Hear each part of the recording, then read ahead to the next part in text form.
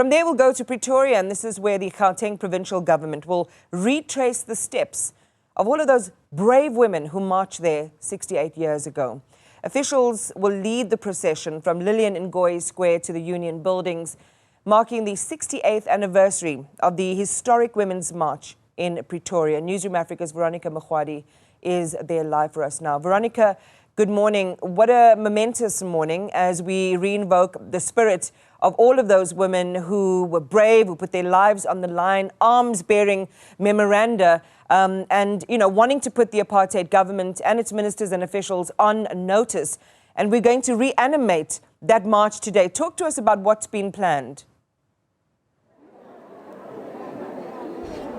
Well, Iman, I can tell you that, as you've said, retracing those steps as we speak, I'm actually at Helen Joseph Street, and this is one of the women, apart from Lillian Ngoyi, as well as Rahima Musa, who led that cohort of over 20,000 women who went to the Union Buildings, and as you said, in a formidable way, really put forward not only just the rights of women, but at the center, the frustration and the pain of the apartheid government, and also putting together a single voice of what women's needs were and concerns at the time in 1956. Right now, I can tell you, Iman, that they are starting a parade, and nothing says the empowerment of women like an essentially law enforcement parade here of female officers. This includes Metro Police officers from Johannesburg, Ekurhuleni and Tshwane. You can see here that this is a parade of all women. The procession is essentially starting, and they will be leading, of course,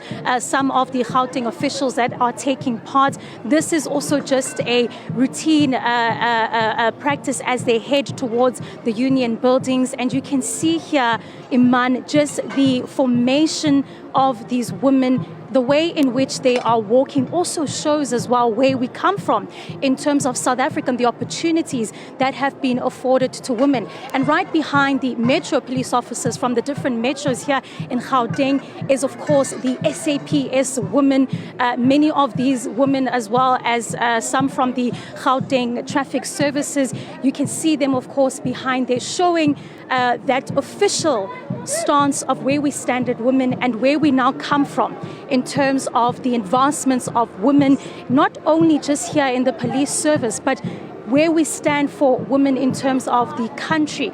And so what is important about the Gauteng government's tribute today to Women's Day is also the fact that they are trying to show the strides in which many of the women here in this province have made. They've also mentioned that this walk is not just a tribute to those 20,000 women who walked the very steps that we are taking as we head towards the Union Buildings, but also a moment to mark where we come from and where we still need to go.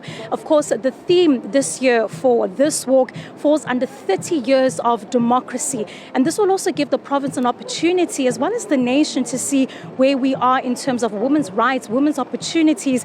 But again, Iman, I can tell you, it will probably be quite an emotional day as the women here, this parade of law enforcement women leading this march towards the Union Buildings to show, a tribute, a contribution to the 20,000 women who risked their lives, women from all walks of life here in South Africa in unity at a time where division was what we saw. We saw women from all walks of life, domestic workers, different professions, nurses, teachers, coming together of different races and creeds like we are seeing today. And we'll keep you, of course, updated in those developments as we take part in this walk up to Union Buildings, where we remember those 20,000 women who also got there to that pinnacle of government to raise their voices.